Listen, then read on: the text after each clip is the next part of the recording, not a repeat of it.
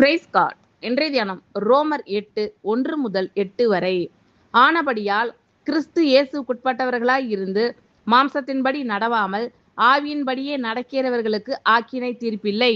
கிறிஸ்து இயேசுவினாலே ஜீவனுடைய ஆவியின் பிரமாணம் என்னை பாவம் மரணம் என்பவைகளின் பிரமாணத்தினின்று விடுதலையாக்கிற்றே. அது எப்படியெனில், மாம்சத்தினாலே பலவீனமாய் இருந்த நியாய பிரமாணம் செய்யக்கூடாததை தேவனே செய்யும்படிக்கு தம்முடைய குமாரனை பாவ மாம்சத்தின் சாயலாகவும் பாவத்தை போக்கும் பலியாகவும் அனுப்பி மாம்சத்திலே பாவத்தை ஆக்கினைக்குள்ளாக தீர்த்தார். மாம்சத்தின்படி நடவாமல் ஆவியின்படி நடக்கிற நம்மிடத்தில் நியாய பிரமாணத்தின் நீதி நிறைவேறும்படிக்கே அப்படி செய்தார்.